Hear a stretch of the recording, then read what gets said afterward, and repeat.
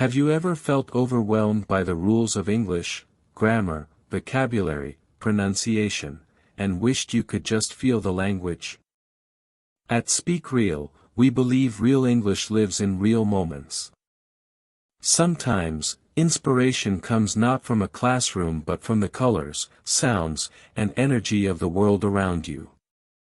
If that speaks to you, like this video, subscribe, and leave us a comment.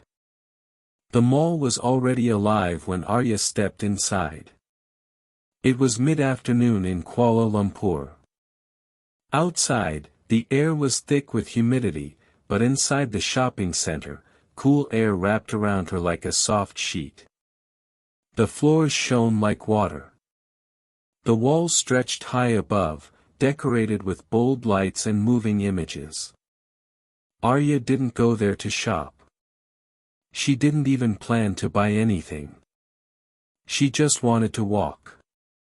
She needed a break, from her routine, her phone, her constant effort to speak perfect English. So she decided to get lost in colors. The first thing she noticed was a wall of scarves. Dozens of them, maybe more.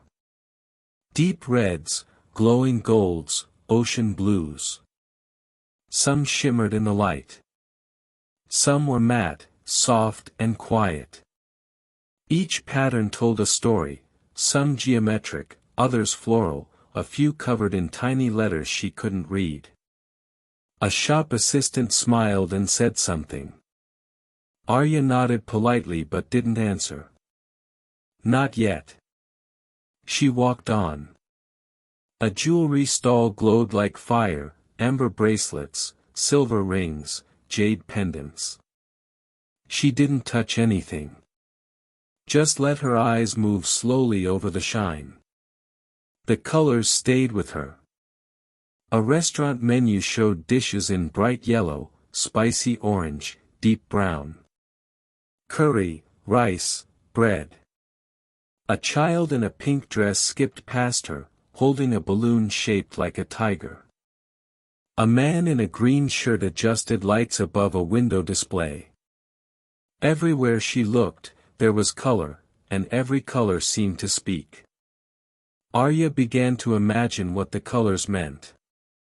Red, bold, warm, confident. Blue, calm, thoughtful. Yellow, full of joy. She passed a bookstore. The covers of the books flashed past, some with faces, others with wild patterns or strange titles. One book was plain white, with just one word on it, listen. She didn't stop to open it. But the word stayed in her mind. Listen. That's what she was doing. Not with her ears. But with her eyes. With her attention. She moved past a makeup store. On one wall was a huge photo of a woman's face. Her lipstick was dark purple, her eyes sharp and lined in gold. Arya stopped. Not because she liked the makeup, but because something about the expression felt like a question. Like the woman in the picture was asking, "Who do you want to be today?" Arya smiled to herself.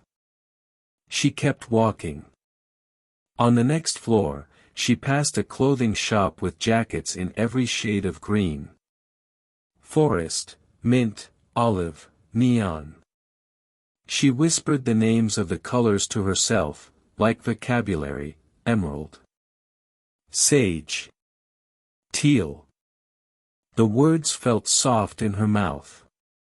At a small design shop, she stood in front of a wall of notebooks. Some were bright and full of patterns. Others were simple, black, brown, cream. She picked up one. The cover was yellow, smooth, and light. On it, a sentence was printed in silver. Inspiration lives where you slow down. She didn't buy it. But she read it again. Then again. She began to think in English, not because she was trying, but because the language had slipped into her thoughts. The colors had made space for it.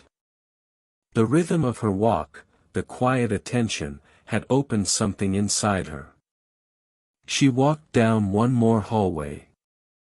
A group of teenagers laughed near the escalator. A small boy dropped a toy and picked it up without stopping. An old man sat on a bench, watching people pass by. Arya slowed near the exit. She took a deep breath. The mall had been loud, bright, and full of movement, but somehow, it had made her still inside. She had gone in tired. She came out with her eyes wide open. Not because she learned a new grammar rule, but because the colors reminded her how English, like life, is about noticing, feeling, and connecting. In this story, you heard expressions like, let her eyes move slowly over the shine, inspiration lives where you slow down, she whispered the names of the colors to herself, and language had slipped into her thoughts.